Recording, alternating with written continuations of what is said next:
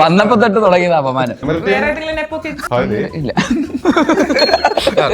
ഒറ്റപ്പടം തിയേറ്ററിൽ പോയി കാണൂലേ? ടെലിഗ്രാം. ഇല്ല, ഞങ്ങൾ അതിന് ചീപ്പല്ല. സോറി. ഒന്നും പറയാൻ പറ്റില്ല. പക്ഷെ ലില്ലി ഉത്തരം പറയണ്ട. ഈഗോ. എന്തിനാ ലില്ലി ഇടയ്ക്കിടയ്ക്ക് അവിടെയൊക്കെ പോയിരിക്കുന്നത്? ലില്ലിക്ക് അവിടെ ഞാൻ മാറിന്നൂടെ? ഇവര് തമ്മിലൊരു ശത്രുത ഉടലെടുക്കുന്നുണ്ട് തുടക്കം തൊട്ടേ.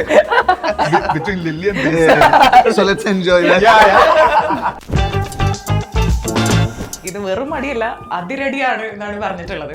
അപ്പൊ അതേപോലെ ഇത് വെറും ഒരു കോൺവെർസേഷൻ അല്ല, അത് വലിയൊരു സംഭവമായിരിക്കും എന്ന് നമുക്ക് വിചാരിക്കാം. Vineeth Sreenivasan and Basil Joseph, welcome to mango talk time. ആരംഭിക്കലാമാ? അതിന്റെ ടീസറിൽ ആരംഭിക്കില്ല. ഏറ്റില്ലല്ലേ? ഓക്കെ, നമുക്ക് തന്നെ ഓർമ്മയില്ല അതേതാ. അപ്പൊ ഈ ടീച്ചറിനകത്ത് തന്നെ പറയുന്നുണ്ട്, അതായത് ബേസിലിന്റെ ക്യാരക്ടറും ടോവിനോന്റെ ക്യാരക്ടറും സാംബോയും പിന്നെ അതേപോലെ ശ്രീകുട്ടനും മറ്റേ ഒരിക്കലും ചേരാത്ത രണ്ടുപേരാണെന്ന്. അപ്പൊ ആക്ച്വലി ഇതിനകത്ത് നിങ്ങൾ ഒരാള് ഹീറോ ഒരാള് വില്ലൻ എന്നുള്ള പോലെയാണോ? അതിപ്പോ സിനിമ കാണുമ്പോഴല്ലേ അറിയാം. അങ്ങനെ അല്ല, എന്നാലും എന്തെങ്കിലും പറഞ്ഞു കൊടുക്കുക, എന്തെങ്കിലും പറയാലേ. ആ ദുഷ്മനാണ് ബേസിക്കലി. അതാണ് കഥ. അപ്പൊ അങ്ങനെയാണെങ്കിൽ ഇത് ഇപ്പൊ ഒരു ക്യാമ്പസ് സാധനം എവിടേക്കോ? ക്യാമ്പസ് സ്വാഭാവികമായിട്ടും ഞാൻ ക്യാമ്പസ് സ്റ്റുഡൻ്റ് ആയിട്ടാണ്. ഫ്രണ്ട്ഷിപ്പ്, റൊമാൻസ്, പറയുന്ന കോളേജ് ഫെസ്റ്റ് എന്നൊക്കെ പറയുന്ന പോലത്തെ അങ്ങനെയൊക്കെയുള്ള ഒരുപാട് ലൈക്ക് ഒരു കളർഫുൾ എന്റർടൈനർ എന്ന് പറയുന്ന പോലത്തെ ഒരു സ്പേസ് ആണ് actually. Like proper colourful. Producer ഭയങ്കര റിച്ച് ആയിരുന്നു ഞങ്ങളുടെ പടത്തിന്റെ. അപ്പോൾ ബിഗ് ബഡ്ജറ്റ് ഫിലിം, വലിയൊരു ക്യാൻവാസിലാണ് ഞങ്ങൾ ഈ സിനിമ ചെയ്തിട്ടുള്ളത്. അപ്പൊ ഈ ഒരു വലിയ ക്യാൻവാസിലെ സിനിമയില് പരസ്പരം അറിയാവുന്ന ആക്ടേഴ്സും ആണല്ലോ. ഇപ്പൊ നിങ്ങൾ ഓൾറെഡി ഒരു ഫ്രണ്ട്ഷിപ്പ് ഉള്ളവരാണ്. കാശ് കൊടുത്തില്ലേന്നായിരിക്കും. അറിയുന്ന ആൾക്കാരാണല്ലോ, അതുകൊണ്ട് പൈസ ഒന്നും കിട്ടില്ല. ഇല്ല, ഞങ്ങൾ അതിന് ചീപ്പല്ല. സോറി. പൈസ കൊടുത്തു, ഞാൻ സമ്മതിക്കുന്നു. നിങ്ങൾ സെറ്റില് ഇങ്ങനെയുള്ള ചളി പറച്ചിലും ഇതൊക്കെ തന്നെയായിരുന്നു, അതോ ഷോട്ടിന്റെ ഇടയിൽ ഓർത്തിരിക്കുന്ന ഒരു കാര്യം എന്താണ്? ഒരു വൺ ലാസ്റ്റിംഗ് മെമ്മറി? ജനറിക് ആയിട്ടുള്ള കാര്യങ്ങൾ പറയാം. ഭയങ്കര രസമായിരുന്നു. ഞങ്ങൾ ഫാമിലിനെ പോലെയായിരുന്നു സെറ്റ് എന്ന് പറഞ്ഞാൽ. ഒരു കുടുംബ ചിത്രം പോലെ, ഒരു കുടുംബം പോലെയായിരുന്നു. ഭയങ്കര കോർപ്പറേറ്റീവ് ആയിരുന്നു വിനീതേട്ടൻ. എനിക്ക് എന്ത് തെറ്റ് പറ്റിയാലും വിനീതേട്ടൻ കറക്റ്റ് ചെയ്ത് തരും. ഓ ബേസി അങ്ങനല്ല, ഇങ്ങനെയാണ് ചെയ്യേണ്ടതെന്ന്. അതെ അതെ അതെ. ഇവൻ അയ്യോ ഗുരുവിനും അങ്ങനെയൊക്കെ ചെയ്യാൻ പാടില്ല. അതുകൊണ്ട് അത് അങ്ങനെയൊക്കെ തന്നെ. എല്ലാ ഇന്റർവ്യൂലും പറയില്ലേ ഞങ്ങളൊരു ഫാമിലി പോലെയാണ്. അതിനെ ട്രോൾ ചെയ്തതാണ്, വേറെ മനസ്സിലായല്ലോ അല്ലേ? എനിക്കതിൽ ഭയങ്കര രസമായിട്ട് തോന്നി. ഇതിൽ ഷാൻ അഭിനയിക്കുന്നുണ്ട്. അപ്പോ അതെ അതെ അതെ അതെ, ഇച്ചിരി അനോണിമസ് ആണ്. ഞങ്ങളുടെ കാര്യങ്ങളൊന്നും വെളി പറയാൻ പാടില്ല എന്നുള്ളതാണ്. അതിരടിയിൽ നിന്നും വൈറൽ ഡയലോഗ് ആയിട്ട് മാറാൻ പോകുന്ന, സീനായിട്ട് മാറാൻ പോകുന്ന സാധനമായിരിക്കും ഇത് എന്ന് നമുക്കൊരു ഗട്ട് ഫീലിംഗ് തോന്നിയിട്ടുള്ള എന്തെങ്കിലും? അതിരടിയിൽ എന്റെ ഒരു വിധപ്പെട്ട എല്ലാ സീനും ഇവരുടെ കാര്യമൊന്നും എനിക്കറിയില്ല. സിനിമ ഞാൻ പൊളിച്ചിട്ടുണ്ട്. കോൺഫിഡൻസ് എന്ന് വെച്ചാല് രാഷ്ട്രീയക്കാരുടെ കോൺഫിഡൻസ് തന്നെയാണ്. എന്തായാലും ജയിക്കുന്ന എല്ലാ സ്ഥാനാർത്ഥികളും എവിടെ പോയാലും ജയിക്കുന്നത് വരെ.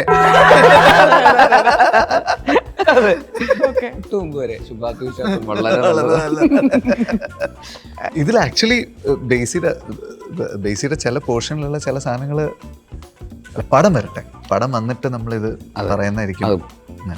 ഭയങ്കര എക്സൈറ്റഡ് ആണ് ഞങ്ങൾ ഈ പടം ഒന്ന് വരാൻ. പടം വന്നിട്ടപ്പോ ഞാൻ ഒന്നും കൂടെ വന്നേക്കാം. പിന്നെ നമ്മൾ പൊളിക്ക് ഇങ്ങനെ ഇങ്ങനെ ഇങ്ങനെ ഇങ്ങനെ പറഞ്ഞോണ്ടിരിക്കും ഓരോ. നിങ്ങൾ തന്നെ ഇങ്ങോട്ട് പറയും മറ്റേ ഡയലോഗ് എങ്ങനെ സാധിക്കുന്നത്? എല്ലാത്തിനും ചിരി വരുന്നില്ല.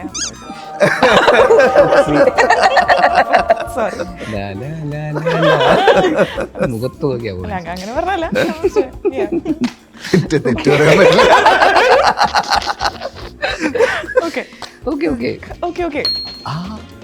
ഇവിടെ ഒരാളെത്തിയിട്ടുണ്ട്. ചെറിയൊരു പടം ചെയ്തിട്ടുണ്ട്. അന്നേ ഏക്ക് മൂവി കിയാ ഹേ. ഇച്ചിരി നമ്മുടെ കൂടെയൊക്കെയല്ലേ വർക്ക് ചെയ്യുന്നേ. അതെ, ഹെൽത്തി കുട്ടനായി അങ്ങോട്ട്. അല്ല വേണ്ട റോളിംഗ് ഷെയർ ചെയ്തിരിക്കുകയാണോ? ഷെയറിംഗ് മെന്റാലിറ്റി ഉള്ള ആൾക്കാർ. ഇതൊരു ഇന്റർവ്യൂല് സംഭവിക്കാത്ത ഒരു മനസ്സിലായി ഞങ്ങളൊരു ഫാമിലി പോലെ. കുടുംബ ചിത്രം ആ ലൊക്കേഷൻ എങ്ങനെ ഉണ്ടായിരുന്നു എന്ന് നിങ്ങളൊന്ന് ആലോചിച്ചു. ലൊക്കേഷനിൽ ആവശ്യത്തിന് ചെയറൊക്കെ ഉണ്ടായിരുന്നു. പ്രൊഡ്യൂസർ ഹേർട്ടായി. അതല്ല, ആ ലൊക്കേഷനിൽ നമ്മൾ ഒരുമയുണ്ടെങ്കിൽ ഒലക്കേമേലെ കിടക്കാം എന്ന് പറയില്ലേ? രണ്ട് കസേരമേൽ ഇരുന്നിരിക്കുന്നു. ചിരിക്കൂ പ്ലീസ്. ഒരാള് വില്ലൻ ആണെന്നൊരു സംശയമുണ്ട് നമുക്ക്, ഒരാള് ഹീറോ ആണെന്ന് നമുക്ക് ചെറുതായിട്ട് സംശയമുണ്ട്. ഞാനിപ്പോ ഇതിൽ ആരുടെ സൈഡ് നിക്കണം? പ്രൊഡ്യൂസർ ആണ്, വെയിറ്റേജ് ഉണ്ട് എന്നൊക്കെ പറയണു. ഞാനും എക്സിക്യൂട്ടീവ് മറ്റേ ബേസിൽ എന്റർടൈൻമെന്റ്സ് ആണെങ്കിലും നമ്മൾ അങ്ങനെ. പക്ഷേ ടോവിനോ തോമസ് ഉണ്ട്. ഓക്കെ, നമുക്ക് വില്ലന്റെ സൈഡ് കാര്യം വില്ലനാണ് കൂട്ടത്തിൽ നല്ലത്. അപ്പൊ പറഞ്ഞു അവൻ വില്ലനാണെന്ന് തുറന്നു പറഞ്ഞു. ഞാനാണെങ്കിൽ അങ്ങനെയൊന്നും പറയാൻ പറ്റില്ല. സോറി. പിന്നെ എനിക്ക് തോന്നുന്നു ഈ മിന്നൽ മുരളിയിലത്തെ കുറെ ആൾക്കാർ ഇതിനകത്തും വന്നിട്ടുണ്ടല്ലോ. പ്രധാനപ്പെട്ട സംവിധായകൻ. അതെ, സംവിധായകൻ, സംവിധായകൻ, എഴുത്തുകാരൻ, നായകൻ. സംവിധായകൻ. അതെ, മറ്റൊരു കോമ്പിനേഷൻ എന്തൊക്കെയോ വരുന്നുണ്ടല്ലോ. പിന്നെ എന്നായിരിക്കും മിന്നൽ മുരളി? അതായത് മിന്നൽ മുരളിയുടെ രണ്ടാം ഭാഗം എന്നുണ്ടാവുക? അതായിരുന്നോ ചോദ്യം? അതിലേക്കായിരുന്നു വന്നത്. നേരത്തെ ചോദിച്ചു കേട്ടപ്പോ ഇതല്ലോ. സോറി, ഞാൻ പെട്ടെന്ന് ചേട്ടൻ കണിയപ്പോഴേ ഞാൻ പ്രതീക്ഷിച്ചു. ടെൻഷനായി പോയി. സംഭവിക്കാറുണ്ട്.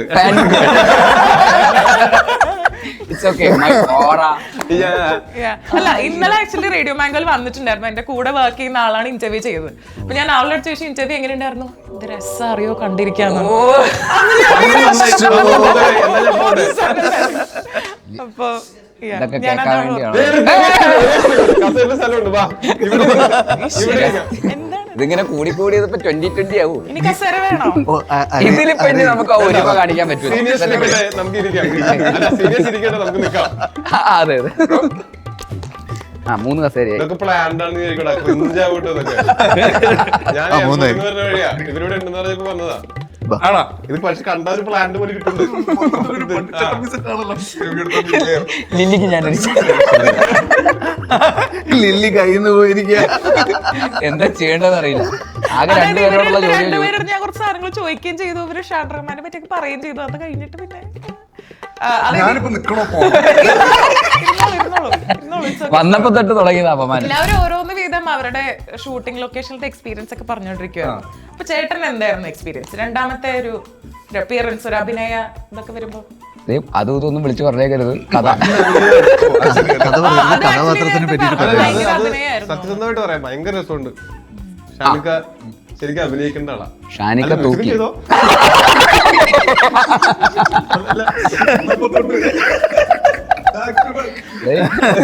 ഞാൻ പൊക്കി പറഞ്ഞപ്പോഴേ അത് ചിലപ്പോ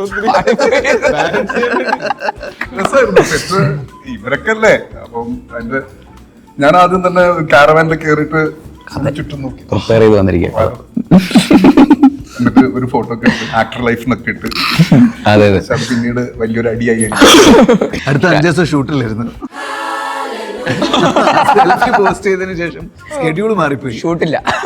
ഭയങ്കര ഇൻസ്റ്റയിലെ കൊണ്ടിട്ട് #ആക്ടർ ലൈഫ് എന്നൊക്കെ പറഞ്ഞ് കാരവന്റെ ഫോട്ടോ ഒക്കെ ഇട്ട് ഇങ്ങനെയൊക്കെ നിൽക്കുന്ന ഫോട്ടോ ഒക്കെ ഇട്ടു. പിന്നെ ഭാഗങ്ങളൊക്കെ ഇവര് എഡിറ്റും ചെയ്തതാണ്.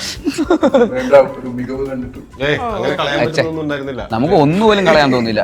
ഷാനിക്കനെ കാണിച്ച സീനൊക്കെ അങ്ങനെ തന്നെ വെച്ചിട്ടുണ്ട്. ഏത് സീനാ കളഞ്ഞത്? ആകെ കളഞ്ഞു. അത് ഇവന്റെ ഓരോ ക്രൂര വിരോധങ്ങൾ. മറ്റുള്ളവരുടെ സന്തോഷത്തിൽ മറ്റുള്ളവരുടെ ദുഃഖത്തിൽ ഒരുപാട് സന്തോഷം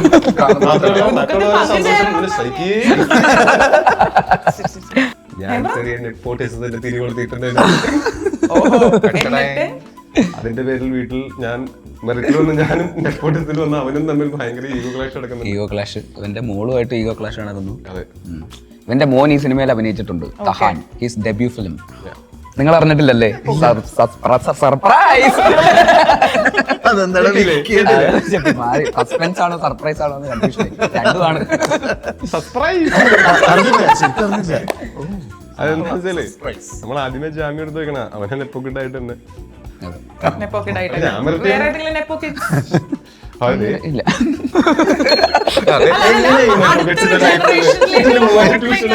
എന്നെ മെറിറ്റിൽ വന്ന അപ്പൊ ഓക്കെ. അടുത്ത ജനറേഷനിലുള്ള ഏതെങ്കിലും പോക്കറ്റ് സ്കോപ്പ് എങ്ങാനും? അയ്യോ ഇല്ല, ഞാൻ 5 സെന്റ് സ്ഥലം എടുത്തിട്ട് കൃഷി ചെയ്തോളാം പറയും എന്റെ മക്കളോട്.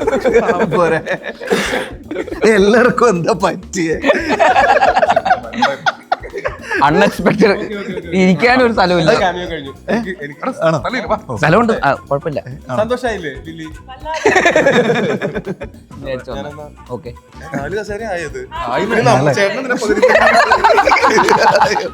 ആ ഒരു ഫ്ലോയിൽ 4 കസേര ഉണ്ടായിട്ട് നമ്മൾ ഇങ്ങനെ ഇരിക്കുക. ഇപ്പൊ അല്ലേ? അതെ, തീർച്ചയായും RJ ലില്ലി. RJ lily. എല്ലാം ലില്ലിയുടെ ഇഷ്ടം പോലെ. ഓക്കെ. ഓക്കെ, പക്ഷെ എല്ലാം സില്ലി അല്ല. ഇപ്പൊ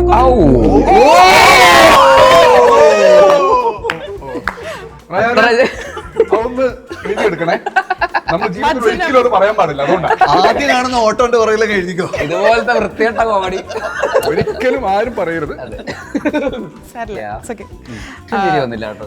എനിക്ക് ചിരിയേ വന്നില്ല, എന്താണെന്നറിയില്ല. ഇവര് തമ്മിലൊരു ശത്രുത ഉടലെടുക്കുന്നുണ്ട് കേട്ടോ, തുടക്കം തൊട്ടേ. Between Lily and So let's enjoy that. അങ്ങരുടെ സന്തോഷത്തിൽ ദുഃഖത്തിൽ നമ്മളും സന്തോഷം. അത് സിനിമയിലെ ഡയലോഗാണ്, ഇടക്കിടക്ക് പറയുന്നുണ്ട്. ഇത് സാഹചര്യം. ഓക്കെ, ശരി. ഇവിടെ ഞങ്ങൾ കാണും ക്യാരക്ടർ. ഷാൻചേട്ടൻ വരുന്നത് ഫസ്റ്റ് ഹാഫിലാണോ സെക്കൻഡ് ഹാഫിലാണോ? ഒന്നും പറയാൻ പറ്റില്ല. Sorry don't be silly. ഞാൻ forgive ചെയ്തിരിക്കുന്നു. അത് കൊള്ളായിരുന്നു, തിരിച്ചടിച്ചു. ആദ്യം പറഞ്ഞതിനേക്കാളും നല്ലതായിരുന്നു. Thank you. ഒന്ന് വീതം സ്കോർ ചെയ്തിട്ട് ഒരു ദംഷറാട്സ് കളിക്കാം. ഓക്കെ, അങ്ങനെ ക്രിയേറ്റീവ് ആയിട്ടുള്ള വല്ലതും ചെയ്യാം. ഫസ്റ്റ് ഞാൻ എടുത്തു. അവിടെ പോയി നിന്നിട്ടല്ലേ ഉഷാറ്. കണ്ട. അപ്പൊ ലില്ലിയും കൂടെ ജോയിൻ ചെയ്യണം. ലില്ലിക്ക് അറിയാലോ ഏതാ സിനിമ. ഇല്ല, ലില്ലിക്ക് അറിയില്ല. ഞാൻ ആക്ട് ചെയ്യാം. പക്ഷെ ലില്ലി ഉത്തരം പറയണ്ട. അങ്ങനെ ഈഗോ. മിണ്ടാതിരി. അവൻ സംവിധാനം ചെയ്ത സിനിമ. എന്റെ കൈ വെട്ടി കളഞ്ഞു. എടാ മെല്ലെ. ഇവൻ ഡയറക്ട് ചെയ്താണോ അഭിനയിച്ചാണോ? ഡയറക്ട് ചെയ്തു. അഭിനയിച്ചു. തണ്ണീർമത്തൻ സിനിമ. Man. കറക്റ്റ് ആയിരുന്നു. പേടിച്ചു പോകും. എടുത്തിട്ട് എന്റെ സീറ്റ് മാറിയിരി. പറഞ്ഞെടുത്തോളൂ. നോക്കട്ടെ. ലില്ലി ഇവിടെ ഇരി. തണ്ണീർ ഇങ്ങനെയൊക്കെയാണ് കാണിക്കുന്നത്. അടുത്ത പടം സീരിയസ്. ഇത് നീ പറഞ്ഞു തന്നെ. തണ്ണീർമത്തൻ സിനിമ. അല്ലല്ല, ഇതെങ്ങനെ ഞാൻ കാണിക്കും? അഭിനയിച്ചതാണോ? ഇവന് ഉണ്ടോ? പഴയ സിനിമ. നീളം. സുഗമോ ദേവി, അനിയത്തി പ്രാവ്, കുഞ്ചൊക്കെ പോകും. ക്ലാസ്മേറ്റ്സ്. എന്താ അത്? പ്രണയവർണ്ണങ്ങൾ. പ്രണയവർണ്ണം കാണിക്കാനാണോ ഇത്ര പാട്? പ്രണയം വർണ്ണം. എടാ ഇങ്ങനെ കാണിക്കും. ആ ലവ്. അപ്പൊ ഹൃദയായി പോയാലോ എന്ന് വെച്ചിട്ട്. അതല്ല വിനീതേട്ടൻ ഡയറക്ട് ചെയ്ത സിനിമ എല്ലാം ആദ്യമേ ഉത്തരം പറഞ്ഞല്ലോ. ആണോ? സോറി, മറന്നുപോയി. ലില്ലിക്ക് ഇതൊന്നും അറിഞ്ഞൂടാ. ഒരു 4 സെന്റ് കിട്ടിയിരുന്നെങ്കിൽ ഞാൻ ഒപ്പിച്ചേനെ. ആ, ജയിക്കാനായി ഒരെണ്ണം കൂടെ. എന്റെ മുഖമൊക്കെ കണ്ടിട്ട് ഗസ് ചെയ്യണം. ഞാൻ ഈ ഗെയിമിൽ വളരെ മോശം. ഇതിലെങ്കിലും തെറ്റാതെ കണ്ടുപിടിക്കണം. Okay. Yes. Ice. Lollipop. Chocolate. ഭയങ്കര ക്വിക്ക് ആയിട്ട് ആൻസർ ചെയ്തു. അതാ പിന്നെ ഞാനിത് ലില്ലി ഇവിടെ ഇരിക്കും. എന്തിനാ ലില്ലി ഇടയ്ക്കിടയ്ക്ക് അവിടെയൊക്കെ പോയിരിക്കുന്നത്? ലില്ലിക്ക് അവിടെ ഞാൻ മാറിയിരുന്നൂടെ? ഞാനിനി എല്ലാ കോമഡിക്കും ചിരിക്കാം. ഓക്കെ. ബുക്ക് തുറന്നു. Book notebook. നമ്മൾ ഭയങ്കര കുറച്ച് സിമ്പിൾ ആയി പോയെന്ന് തോന്നുന്നു. വിനീതേട്ടൻ തോറ്റു. അവനെപ്പോഴും തോന്നും. അപ്പൊ നിങ്ങള് സർപ്രൈസ്ഡ് ആയി പോയിട്ടുള്ള എന്തെങ്കിലും കാര്യമുണ്ടോ നിങ്ങള് സെറ്റില്? എന്റെ അഭിനയം അതാ ഞാൻ പറയാം. കളിക്കാൻ നീ ആ മൂടായി പോയി.